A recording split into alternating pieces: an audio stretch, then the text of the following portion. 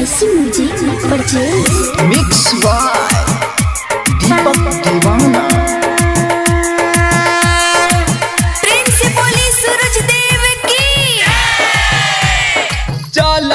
भौजी अररिया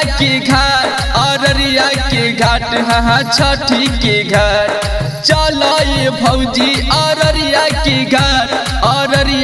घाट हाँ छठी के घाट। माथी पर दौरा उठाइले सूरज देव को हराइले माथी पर दौरा उठाइले सूरज देव को हराइले भौजी अररिया के घाट हाँ छठी के घाट। चलो ये भौजी अररिया के घाट हाँ छठी के घाट। माथे पर दौरा उठाइले सूरज देव को हराइले माथे पर दौरा उठाइले सूरज देव को हराइले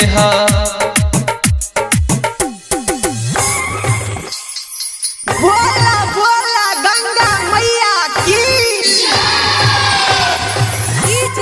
क्रांति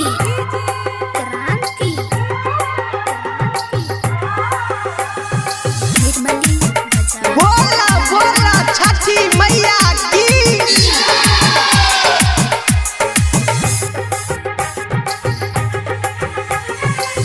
छठी माई के करा दे हम दर्शन मन होई परेशान हो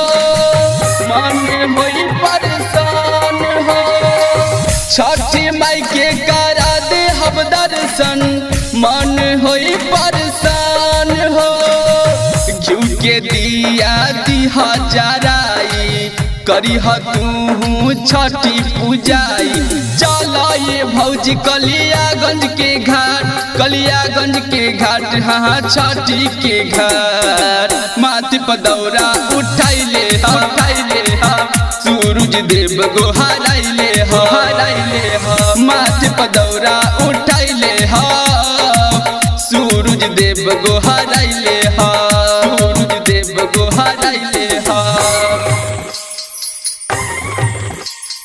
बोला बोला गंगा मैया की क्रांति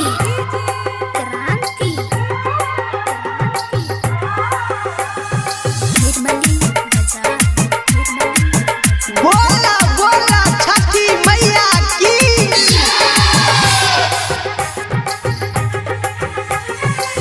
लागै के चल तू आस हो त्योहार बीती झकास हो लागै के चल तू आस हो त्योहार बीती झकास हो।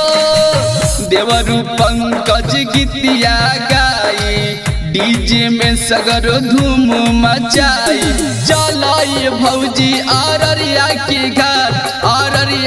घाट हाँ छठी के घाट। माथे पर दौरा उठाइले सूरज देव को हराइले माथे पर दौरा उठाइले सूरज देव को हराइले LIC music recording studio Triveniganj Supaul.